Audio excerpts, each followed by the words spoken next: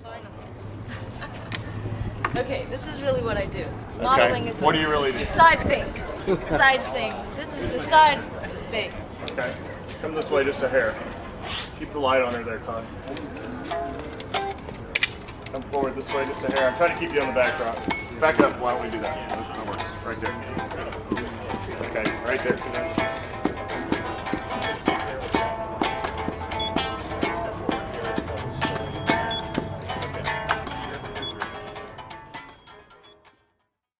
Alan asked me to come speak in Austin a couple of weeks ago at the South by Southwest PhotoShelter event there, and we thought it would be neat to put on a live shoot at the end of the day. And so what we did was we thought since it was South by Southwest, it would be interesting to get a musician. And someone in his office found us a very cool musician slash performance artist slash poet slash, you name it, interesting girl for us to shoot. And we were helped out by a lot of people. And so we just kind of, it was, the shoot was taking place at a convention center type place there in Austin. And so it wasn't like we could choose, killer locations in a club or concert venue or something like that that kind of went with her personality. So we thought, well, let's try to show how many different looks we can get out of this one little situation here. So that's kind of what we were after. Go ahead and go forward here. Okay, so the musician's name that we're shooting was Michael Scott Parker. Her website is creaturerock.com, and so she goes by Michael Scott Creature, I guess. And Long Center for the Performing Arts, that's the kind of venue where we were. And we just had an hour at the end of the day. This is like from 3 to 4, and not a whole lot of prep time to get ready for it either. And so getting there the day before, we just thought we'd walk around and look at the location, kind of see what we were working with. I try to do that whenever possible. Um, Sometimes when you're shooting a businessman, you've got the 2 hours before the shoot for a business magazine or something to do it. But if you can look at things a day or two ahead of time, it's always better. And if you can look at things at the right time of day, that's critical too, because you can see where the sun's going to be and know where your shade is and that sort of thing. So this is the building we were dealing with. The ugly guy on the left is me. That's Taylor Jones there on the right, who runs a great digital teching and rental business there in Austin. And he helped us out with his grip truck and live capture, and he was great to work with. So, okay, so we're looking at this building. It looks like an office building, right? First thing we start looking at is looking at locations. What can we get the most different pictures from with moving the subject as little as possible and doing as few costume changes as possible. So you want to make it easy on the person you're shooting, particularly if it's a famous person like an athlete or a CEO or a musician. So we wanted to treat her just like a rock star. We wanted to make this really simple and have lights set up in different areas and just kind of walk her from one. So we're looking at this building, and one thing that I was really disappointed by was this. They actually used an older concert venue from Austin that was next door to finish out this building, as I understand it. So all of that green and yellow stuff that you see up at the top is recycled uh, rooftop from this other building, and it's all in different shades of green and bronze. It's a killer backdrop. I just thought it would be really neat, but it was so high that it wasn't really practical to make a picture out of it. So we were disappointed that we weren't able to use that, but it was a cool backdrop there. The rest of it, we thought we might shoot from this angle and shoot up at the glass there, but we were a little afraid that it looked too business portraity and looked too much like an office building, so we elected not to do that, even though graphically it was interesting. Okay, so when you're scouting, obviously looking where you're going to take the pictures, what's the composition going to be. I take notes, I kind of write down what equipment we're going to need in different places, but you also need to look at, critical things like, do you have electricity there or not, or do you need battery powered lighting, that sort of thing. This is later that night. This is the rough version of the drawing. I did a better one when I got back to the hotel, but I usually try to sketch things out sometimes and just kind of know what I'm dealing with. And just part of being prepared and being a professional means you've got a fallback plan that I choreograph everything a little bit, especially if we're, you know, the worst thing for your subject is when they're sitting around waiting on you to move a light or to tweak something or whatever. I try to work out all that stuff with an assistant or somebody else standing at ahead of time. And I'll even write down the settings for, this spot is, 8.5 at this. And, we've got it pretty much wired by the time the person gets there. And I try to not waste their time. So this is us on that morning. As you can see, it's an interesting building. The plaza out there is pretty interesting, and we had 120 people watching us, so it wasn't like we could move all around this building. We kind of had to keep it in one general area there. So we were limited by that. And oftentimes you have a limitation that's going to keep you in one spot. So these are some of the guys that were very helpful to us that day. Todd Spoth there on the left, Nathan Lindstrom in the back, Will Rutledge on the right, and then you can see Taylor over there. And that's Rocky Neaton in the background, a local Houston photographer who's giving me a hard time. This is Taylor's cool grip truck with all his stuff. He's got everything in the world on this thing, pro photo gear, computers, you name it, cameras, all sorts of stuff. Okay, so this is the better version, the little bit nicer version of the drawing that we did, kind of sketching everything out so that the assistants and I could be on the same page. What we thought we would do is start out with a blue sky picture with those columns that you saw in the last frame. And graphically, we thought that would be interesting. And we wanted to put her in the shade. When you're taking a picture outside, that's often critical so that you can see what your lights are doing. If you just put somebody out there and they've got sun on them and then you add strobe to them, on right or left side, it doesn't look right usually. And if you come from the same angle as the sun, often you can overpower the sun or shade them with your light source. But I've seen a lot of people go out there and the sun's on the left and they put the strobe on the right, and it ends up looking pretty bad, and you don't really see the modeling or the shadowing that you get from using lights outside. So if you can start with a silhouette, if you can either start with a backlit situation, or if you can keep things dark and in the shade to begin with, that usually helps. So I always say start with a silhouette and then add your lights from there. So that's kind of what we were doing. We have two lights set up over here. One has a 3-degree grid on it, so it's a grid is something that focuses the light and limits the angle that the light is traveling through. So it's just something where you could just put a light right on someone's face and nowhere else in the picture. And the other one, we thought we would use a big light source. I've got a hex or octa put here. Plume makes a hex oval, which is a 6-foot softbox that's 6-sided. Ellen Crom makes the octabank, which is 8-sided, about the same size. And either one of those would have done the same thing here, but we ended up using an octabank because that's what was on the grip truck. So these are columns that you're seeing right here. So and then this is the angle that we're shooting from. So the next frame, this is a list of the gear that we were using. And I normally use the 1DS Mark IIIs, the 21 point whatever megapixel cameras. Taylor had a wireless setup for a 5D Mark II, so that's what we used in this situation, so we didn't have wires everywhere with people tripping or anything like that. Lens was a 24-105 f4, which is a lens that I use about 80% of the time. I just really like that lens, and I've been using it quite a bit.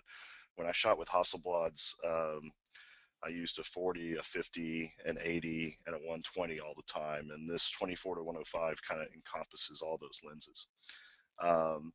We used wireless Pocket Wizard things to fire the strobes. And then a 6x6 scrim gem, which is just a frame with a fabric on it to shade the person. If she wasn't in the shade, we were going to make sure that we could put some shade on her so that we could add our lights after that, and that we wouldn't have something that was lit by the sun also.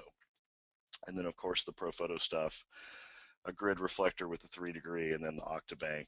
We're not using those at the same time. It's for two different pictures out of the same position.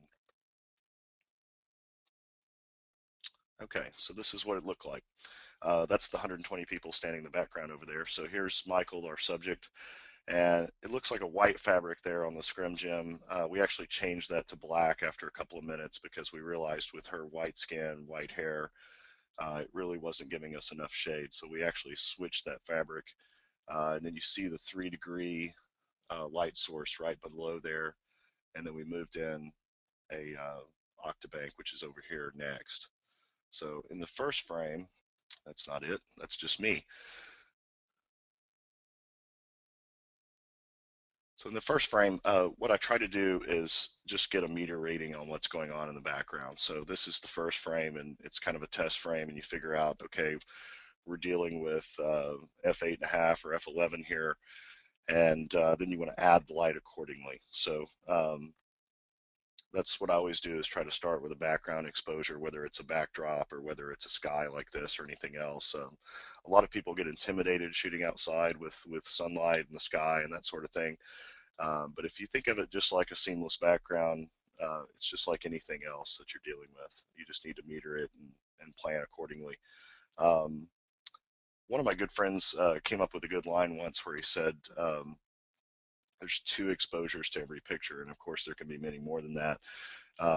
But primarily with a portrait subject, you've got someone with light falling on them that you're providing, and then you've got a background exposure. So there's 2 exposures to the picture, and the ratio between those 2 is kind of what determines whether the sky's dark or light or the same as the light that's falling on the subject. Does that make sense? Okay, so here we are starting out. You can see our shade down here at the bottom.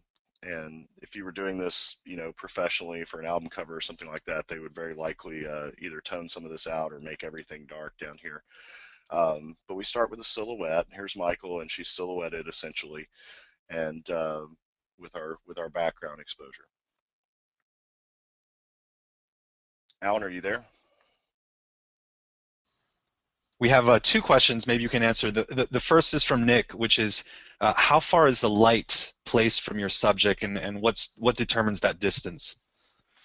Um, it depends on what the light source is. If it's, I mean, it's whatever looks right. And in the case of this, where we're adding a 3-degree grid, I'll just go ahead and go to the next slide here so you can see. Um, that's the 3-degree, so it's only lighting her face. It's not lighting the guitar or anything else. In the case of this, I would put it fairly close. In fact, it's usually right here out of the frame to get a lighting effect like this. And if you wanted it smaller, uh, you'd have to put a snoot on it or put cinefoil around it or something. And with softboxes, it's usually the same thing. I try to get them as close as I can to people, particularly when we're going for a soft look, without having them encroach into the frame. So I try to move them as close as possible. I see a lot of people using a 6-foot softbox and then they put it 20 feet away from somebody. And if you know your inverse square rules, you'll know that that's the same as using a 16 by 20 softbox up close. So um, you can negate your lighting effects by not putting the softbox or the lighting source close enough sometimes. And Jamie and Dave wanted to know whether you're using an in-camera meter or a dedicated meter to get your readings here. Well, on the background exposure, I use the in-camera meter. So on the sky, we're using that, and then to gauge the strobe exposure, we're using a handheld meter for that. So we'll move on here. So we went from silhouette to 3-degree, and just showing what a specular small light source can do, and then switching to a totally different light source, which is a 6-foot Elinchrom Octabank, and it looks like this, and everything's very soft. Nothing's changed on the poles or anything like that, but it has softened the floor a little bit here. And we've got light on the guitar now, which we didn't have before. And it's just very soft, beautiful light, very flattering for people as well. So we'll show a few more examples of that, just kind of working this situation with that Octabank, getting it closer. And you can tell it's a large light source just by looking at her eyes here and seeing how they're all lit up white. Oftentimes when I'm looking at magazine covers, album covers, whatever, and you're constantly trying to dissect and figure out how things are lit, just look at people's eyes and you can usually tell what the light source is. Same thing here. This is the Octabank still. So we just worked this and basically did two light sources on one setup and gave two totally different looking pictures. Okay, so Robert, how much, a you few bet. questions in Sure. regards to the wardrobe. How much did you influence what she was wearing so that the colors were coming out? I actually did visit with her the day before after that scouting trip, and we looked at some clothes together and picked some things out and decided which ones to use in which situation. So yeah, we did do that. And the second question is in regards to white balance. When you have a strobe that's not necessarily the same temperature as your daylight, which one are you trying to go for, and how do you juggle that? I use the strobe white balance on the Canon cameras pretty exclusively. I don't go to auto white balance. I don't go to daylight. I don't use any of the other settings. The strobe or the lightning bolt is what I use. And in a raw file on a 1DS, I want to say it's 6100 is the temperature. And one other question, I guess Neil wants to know what's the difference in the sky exposure versus the 7Bs that you're using? Is the sky a stop under, two stop under? Um, Maybe a half stop under here. It's really not very far off at all. Great. Let's move on to the next one. Okay, cool. And obviously with Neil's question, you can shoot pictures that are exactly matched to the sky. You can shoot pictures where you're underexposing the sky, putting more light on the subject, having less light from back there, or you can overexpose the sky, and you can change that tone from a dark blue to a light blue to a white even if you wanted to, if you've got her in the shade. So, and you can usually control that with the shutter speed if you're shooting outdoors. So we could have started our exposure out at 125 and then gone to 250 for a darker sky or gone to a 60th for a lighter sky, if that makes sense. Um, and as far as posing, we put this in there. I don't, during a lighting seminar, we didn't really get into the posing very much. It was mostly about showing what the light was doing. And, someone like Michael, if you were shooting her on your own, I think you'd get all sorts of great poses and lots of action, lots of things there. But that wasn't really the focus of what we were doing. So I didn't really get into all that. Groups, as far as a single model versus groups, I find groups are one of the most difficult things to do and do well, and the people that do it really well always amaze me. Dealing with multiple people and the light falling on different people and trying to get all their expressions the same can be a real challenge.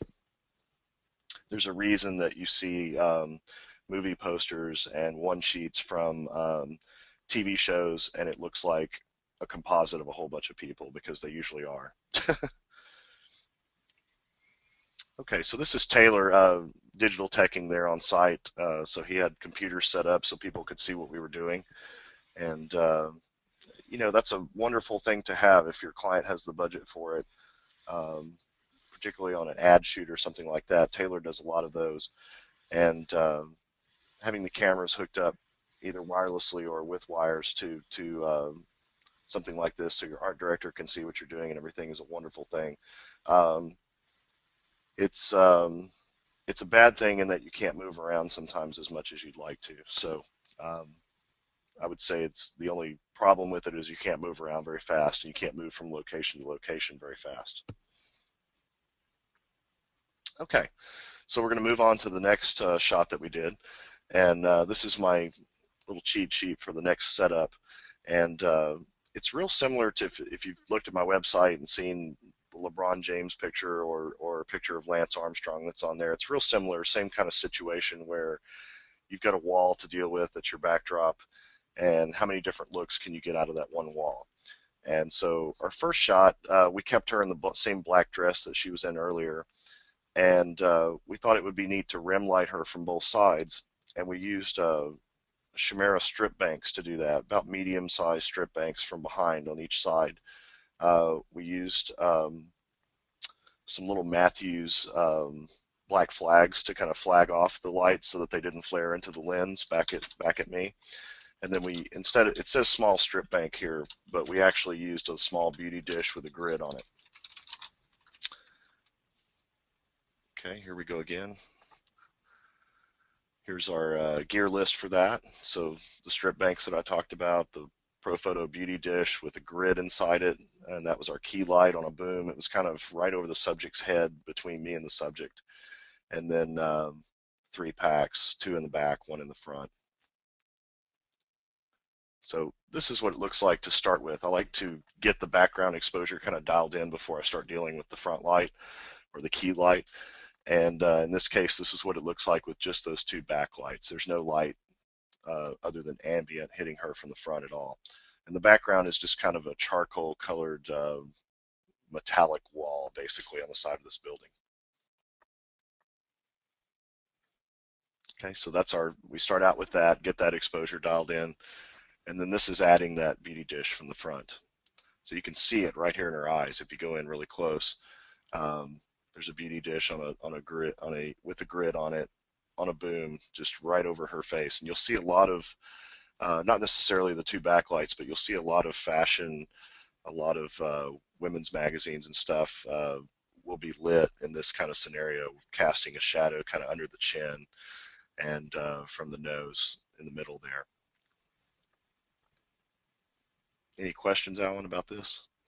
A couple questions in regards to posing and how to get kind of a stiff subject to sort of open up. We obviously didn't have that problem with Creature Rock, but you've dealt with a lot of corporate CEOs and maybe some non-English speaking athletes before. What's sort of your technique?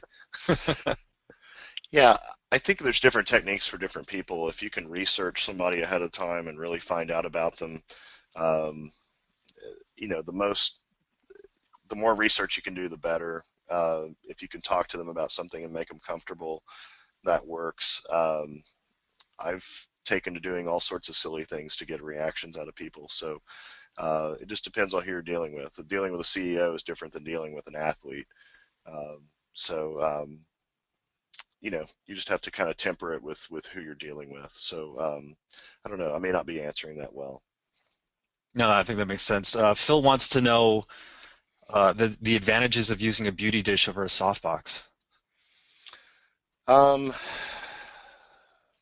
beauty dish is a little bit more specular, I would say. In most cases, you can put a diffusion, kind of a elastic diffusion thing over the beauty dish and kind of get an effect that's very, very, very similar to a softbox that's the same size.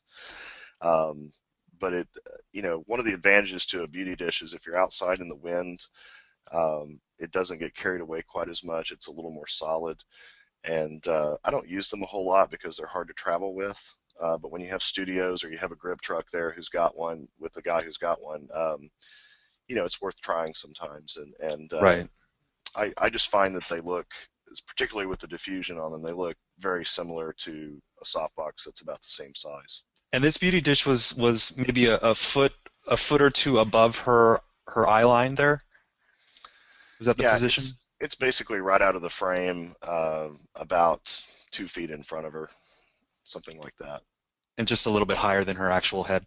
On a boom, yeah, you can see it there. If it was, looking at where her pupil is, it's just north of that. So it's it's coming in from the top just slightly. If you get it too close and then aim it down, we did that on some of the frames. It can make somebody's eye sockets look a little too hollow, and their eyes start getting a little too. Taylor called it raccoony. So you want to avoid the raccoon look. And if you start seeing that happening, just move the light out a little bit further in front of them. We have a bunch of questions in regards to those rim lights. How far were they from the subject, and what was the ratio of exposure of those rim lights relative to the key light? Yeah, they're a little bit hotter. As you can see here, we're dealing with white skin and white hair, so they're not that much hotter. But here with most people, I would do them a stop to a stop and a half over the key light exposure. So that's what we're dealing with. And as far as where they were, they're again, I keep things just barely out of the frame usually, and enough to where they don't flare into the lens. So you just kind of have to use your own judgment as far as that goes. I would say in this case they were 15 feet behind her on each side and about 5 feet from the center on each side. So does that make sense? Yep. Yep.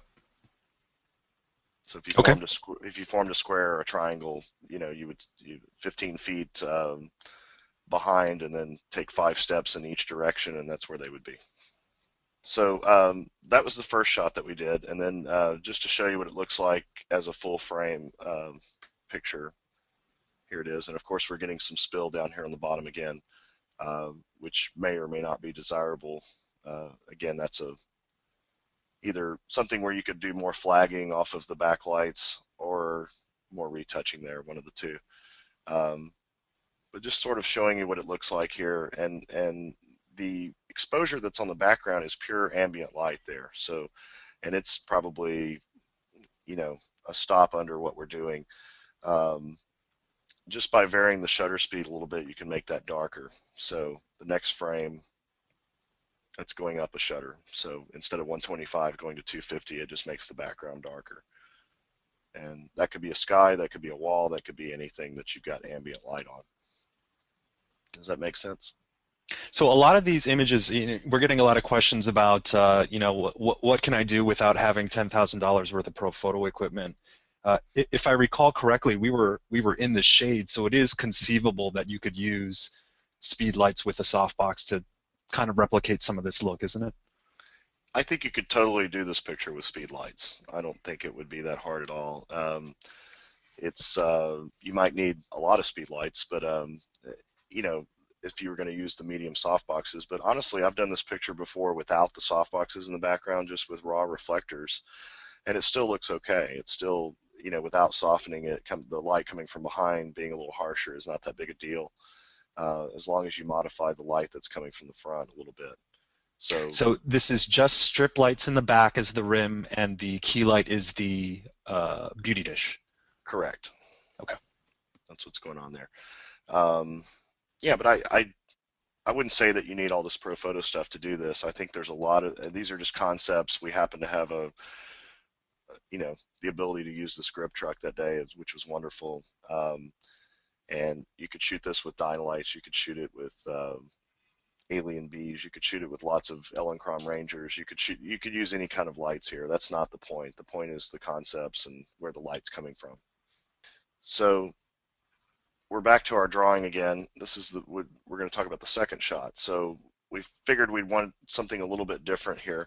One thing that I do sometimes, just to give a different look in the same location without having the subject have to do very much, is you can shoot a white background, or you can be in a studio that has a white cyc wall or a white seamless, but sometimes you can turn your background lights off of the white seamless and not have them hit the white at all, and just use the light that's falling on the subject to kind of spill and give you a nice flow throughout the room.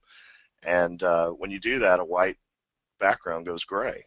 Depending on how far away you have it from the subject determines what shade of gray it is. So the further away it is, the darker it gets. The closer it gets to that person, the closer to white it gets. So with the scrim gem in the background, which was an 8x8 white scrim gem, we thought, let's not put some light on it. Let's just use the hex oval as our main light, or octabank actually in this case. So a big softbox, and we've turned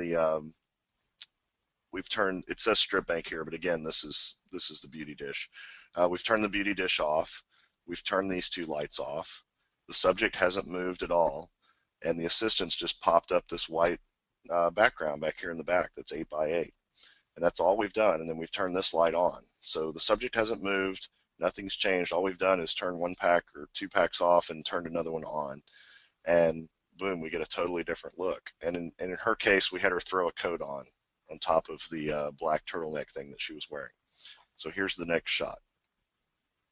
I'm sorry, here's our list that I just talked about. We're not using all of this stuff at this point. We've turned some things off. Oh, this is our gray metallic wall. This should have been further back, but that's just to give you an idea how far away we were. We moved the subject from there to there, and what is that, about 40 feet, Alan? Yeah, if not more. But I loved it because, Robert, it looks like it was shot in the studio when you put her up against that wall. And it was just kind of your creativity that said, hey, we can use almost anything as a backdrop. So it's really, I mean, it's really kind of inspirational to just say, well, this part of the building will look really different than this part of the building. Sure. Okay, so here we are with the next picture.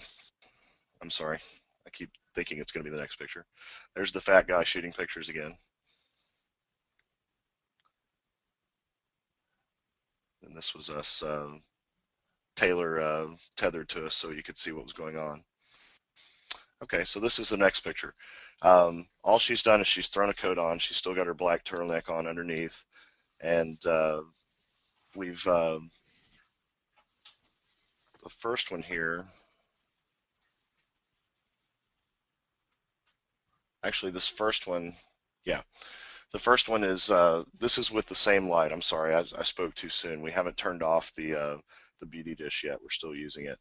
So this is a beauty dish out in front, just like the last picture. But we've turned those background lights off and we've popped up a white background in the background behind her. So that scrim gem that you saw in the other picture is floating back there behind her, about 10 feet behind her. Would you say 10 feet, Alan? Is that where it was? Yeah, that sounds about right. Okay.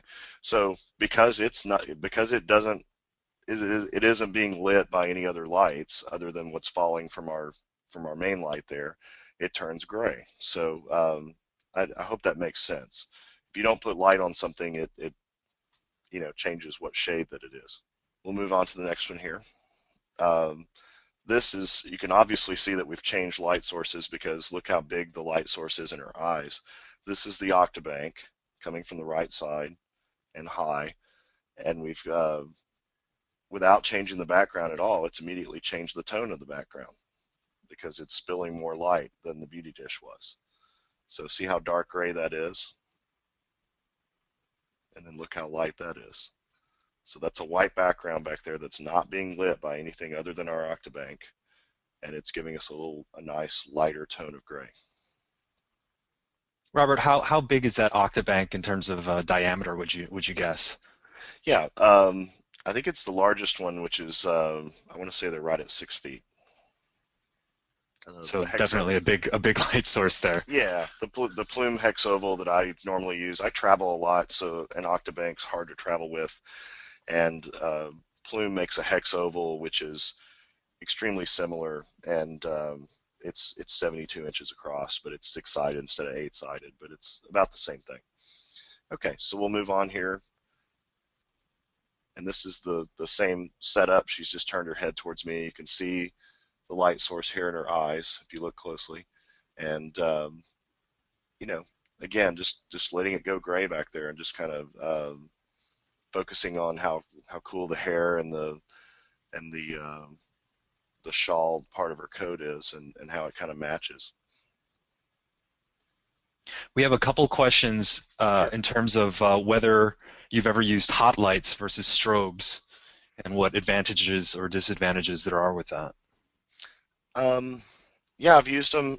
Actually, when I was in school, that's what we learned how to light with because we didn't do any strobe at all. Everything was Lowell total lights, which are those 1,000-watt lights, and we would put those behind silks and things, and that's how we lit things. So I learned with those, and it's not really any different. It's just a matter of what shutter speed can you get out of things. Does it stop action or not? The answer is usually no. And so the strobes help with that, and you can generate a lot more power with those without making the subject uncomfortable or squinting and that sort of thing. I still use hot lights from time to time for sometimes for background lights, because if you're looking to get a little bit of motion blur or something like that going in the background, you can use those as a background light and then mix it with strobe as your front light. Right, right. And I guess when we were doing this particular shoot, Robert, since we were outdoors, there was the practical consideration of not having power outdoors, so we were using batteries, which obviously don't work well with hot lights. Correct. Yeah, I think we did use the 8As on one of the background setups, the 2 background lights, but I think we used 7Bs everywhere else. which is a battery-powered light. So that, and part of that was just safety too, so that 120 people weren't tripping over the cords and that sort of stuff too. How far off the axis of the camera was the Octabank for this shot? You can see it there if you look at it in terms of where the pupil is. It's just to the right, so it's really coming right over my shoulder. In fact, I'm just having to shoot around it. In fact, I think I pulled part of it aside so I could shoot underneath it. So I'll put it very, very close to where it's almost in the frame, and then I'll shoot, put my lens right up against it sometimes to get this kind of look. If we wanted it more dramatic, we could move it further to the right or the left.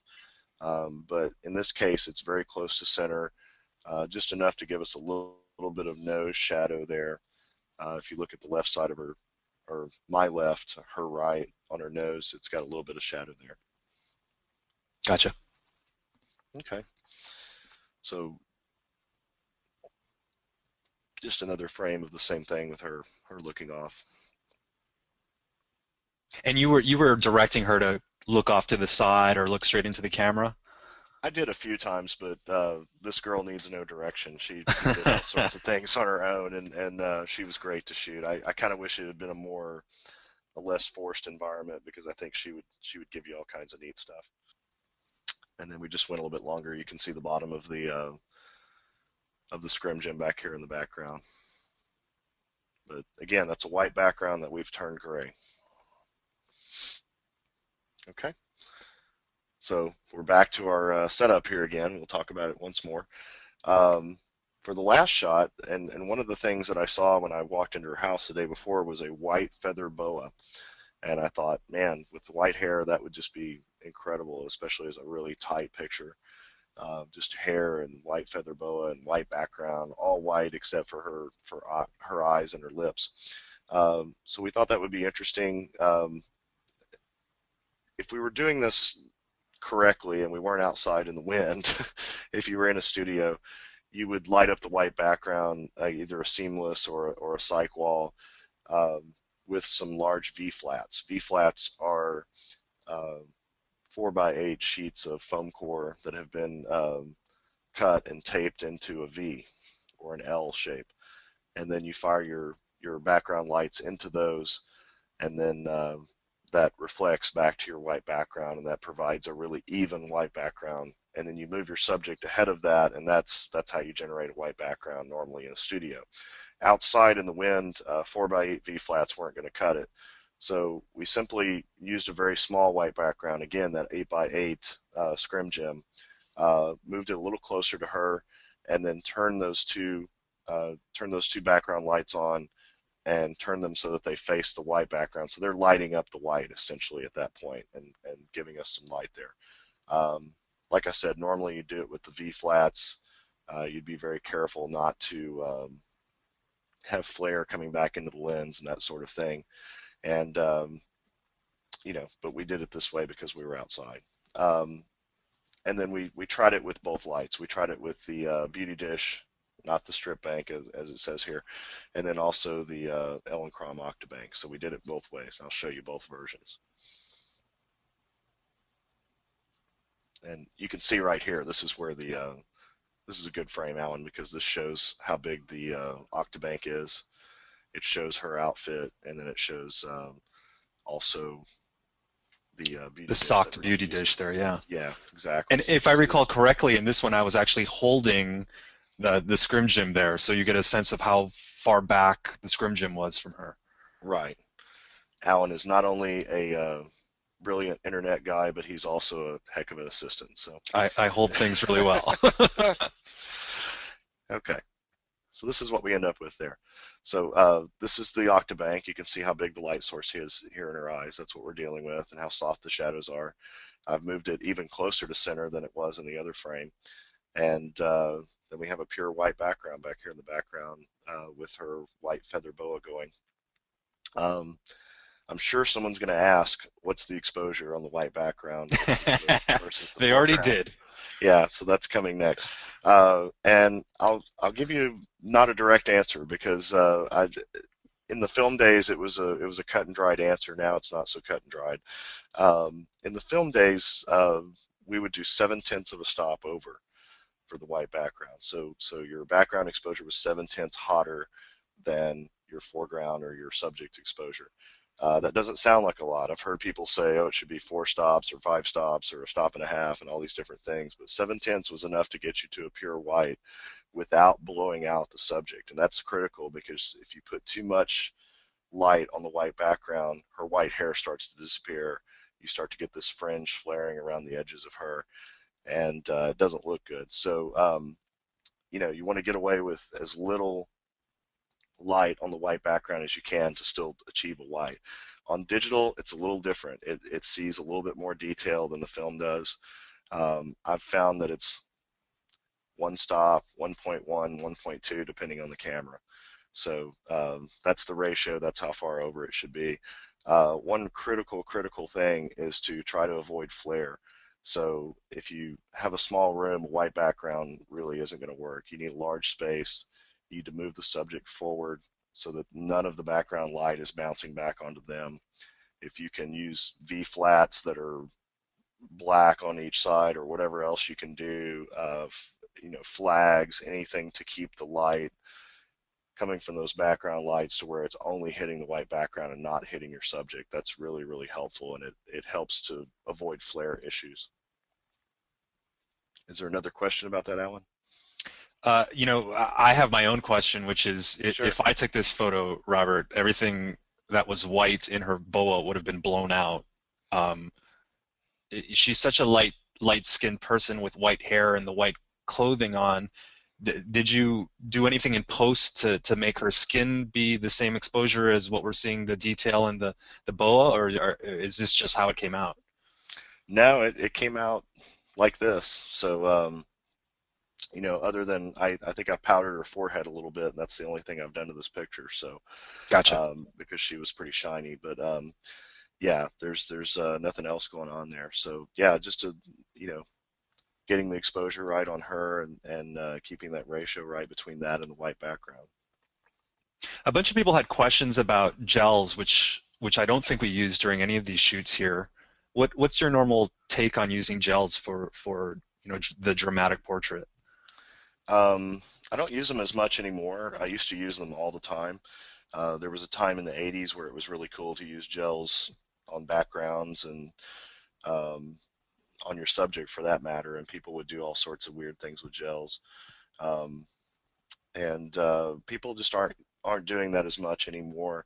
I've found that shooting digital, with film, there was a reason you wanted sometimes to, particularly with some film stocks, you'd want to warm up the skin tones on people, and so you would add a 1/4 CTO, which is kind of an orange, a tungsten gel, or you would add a 1/2 or something like that.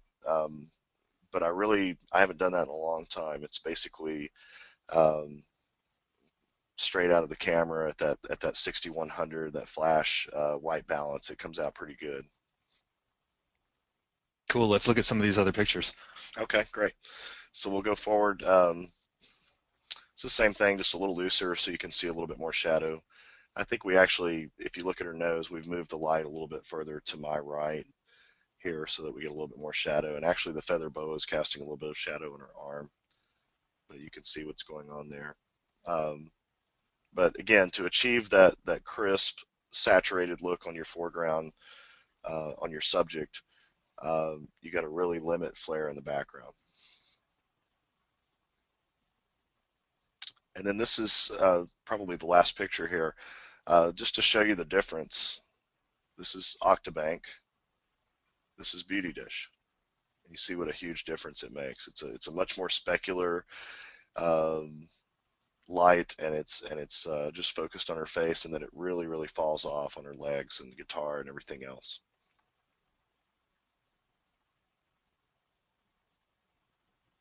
Any questions there? We have a question from Wilson who wants to know, what would you have done differently if you had a darker skinned model? Other than, maybe accommodating the exposure a little bit differently, I don't know that I would have done anything differently. I think it's basically the same.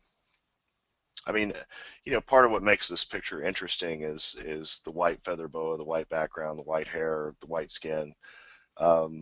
we may have not even shot this picture with a darker skin model. We might have done Right. something else. So this was, the way she looks is sort of what inspired me to do a white background in this case. Otherwise, I probably wouldn't have even thought to do it. William wants to know what you mean by specular. Specular is the opposite of soft. So specular means harsh shadows. It means a harder light source versus a softer light source. Specular light usually comes from a smaller light source, and softer light comes from a larger light source. Does that make sense? Yeah, and Greg wants to know how we got the shadows to be blue, but I think that might just be the PowerPoint that's not color calibrated or something, right? No, there is a kind of a bluish tint on There's a them. little blue tint there. Yeah, actually on the real files they look that way. So, Huh. I don't know. It's color temperature in the shadows maybe or something. I'm not sure. You could take that out if you wanted to, I'm sure. Yeah, just one of those weird things, huh? Yeah, exactly. Let's see, a Yeah, few other questions.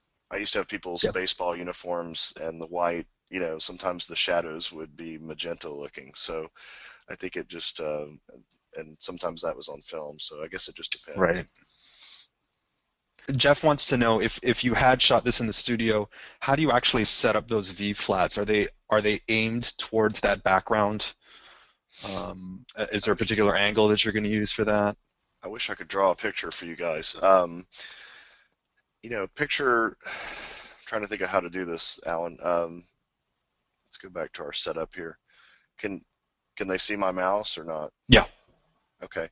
If I were putting a V flat here to light this background, it would start here, come over to where this light is, and then it would go back this way. So it would be a 90-degree angle like this. And then the light would be inside that 90-degree angle, pointing at a 45-degree angle into the corner, and then the light would go out from there and light all of this. Does that make sense? And will one light suffice for that, or do you need multiple lights depending on the height? It depends on how big it is. On a little background like this, one light would be fine.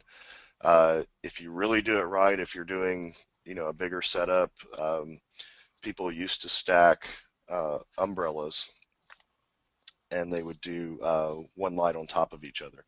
So you'd have a big stand, and you'd have a light with an umbrella on top of it pointing into the flat, and then another one a few feet below it pointing into the flat, just to give you a big bright source that's lighting that whole background. Hmm. So one on the left, one on the right, and you're good to go. Correct. Uh-huh. Um, a couple questions in regards to the inside of the softbox or inside of an umbrella, you can get the white inner or the silver inner. Do you have any opinions on the color of the material? Yeah. And that silver, when you see things with silver on the inside, that makes things more specular. Even though it's a larger light source, it can make things harsher than they actually are. It also makes the color temperature different. It makes it a little bit bluer. And on that Octabank, it is silver on the inside. So that could be some of where our blue shadow details coming from. I'm not Right. sure. The hex oval that I usually use is mostly white, and it has silver in the corners. So it's actually a combination of the two. And I find that one works really well. But Um, yeah, a beauty dish that had silver on the inside of it versus one that was painted white. The white one would appear, softer and also warmer in color balance. a couple questions about the position of the key light. When you're looking at the model, do you have any, determinations of whether to put the light to the right or the left, or how far? Are you actually looking at facial features to make any of that determination, or is it more kind of I feel like doing this today?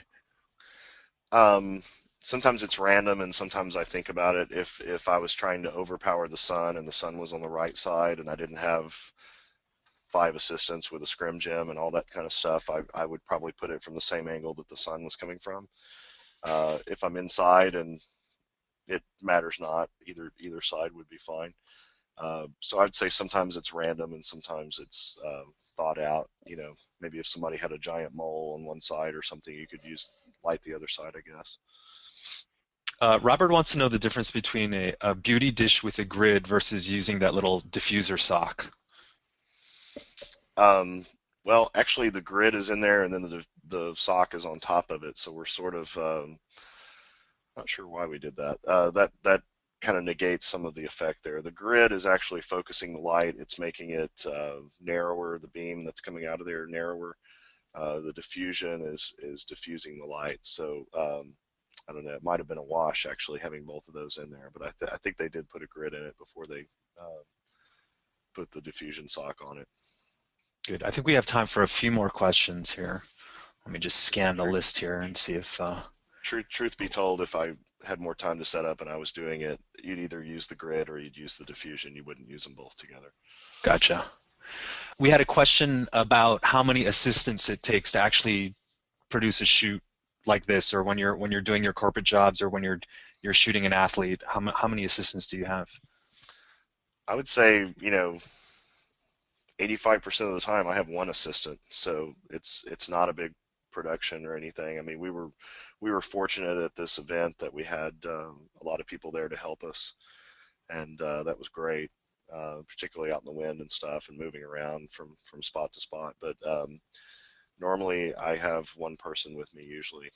If it was a big ad job or something like that, then obviously you hire more people and you do what you need to do. But in most cases, I've got one person with me helping me. A technical question is, do you shoot in RAW? Absolutely, all the time, everything. And Always. what type of software are you using to convert those files? I use Lightroom, and then the Adobe RAW converter that's within Lightroom. And Lightroom's changed my life. It's been a very good development. I'm glad it exists. I know where you're coming from. I use Aperture, and it's anything that I can do batch on is a great thing. Yeah, I mean, it's very similar programs, and it's the same kind of thing. I do all the workflow through there. I do my archive organizing through there. I do web galleries for clients straight out of there. I really enjoy using it. And then once I export the pictures from Lightroom, I'll go into, let's say it's 4 or 5 pictures or 1 or 2 that a client wants. I'll go in a little closer in Photoshop and check them out and make sure everything's okay before I send them out. A lot of the time they're okay and they don't need anything else.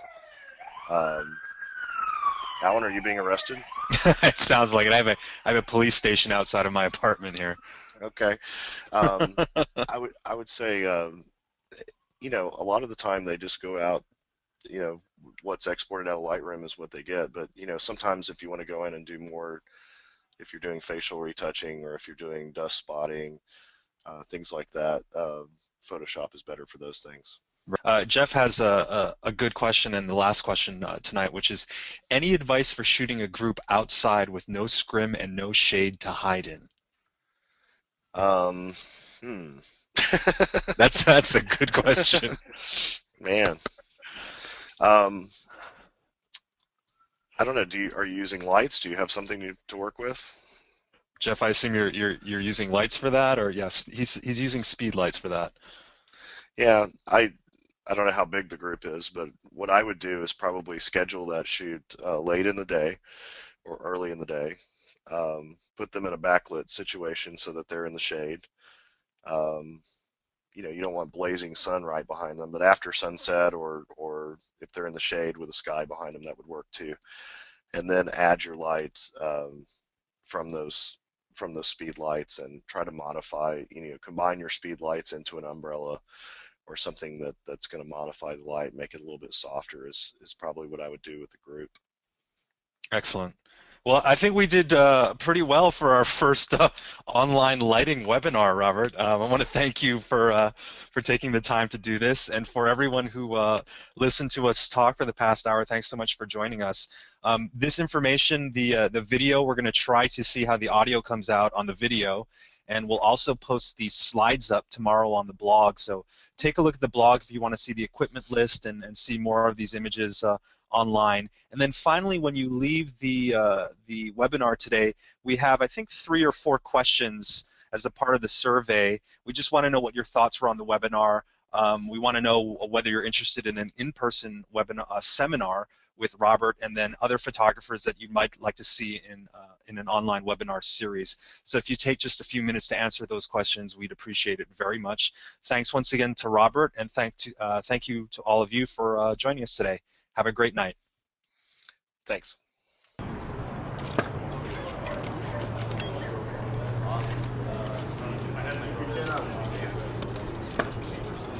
Head on with nothing but feathers. Lots of feathers.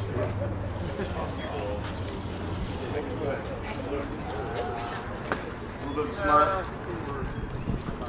Good, that's perfect. Look that way with your eyes only. Not that far. Good. A little bit of smirk. Good. Don't turn your whole body though. There you go. Good.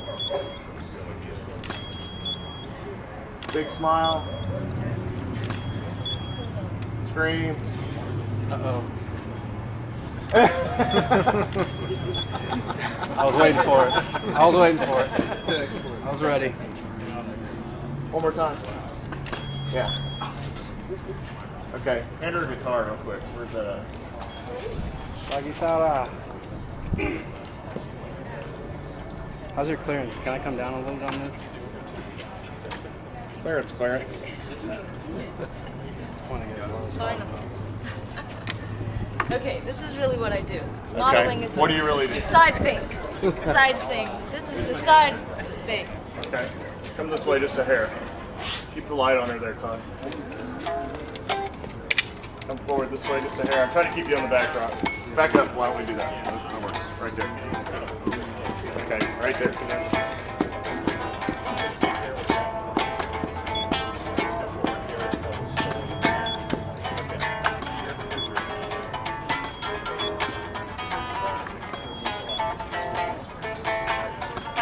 Up into the light. Good. Back as far. Here? Here? Look right here. She's awesome, isn't she? Okay, one last big scream. Woo! All right, we're done. All right. Y'all thank her.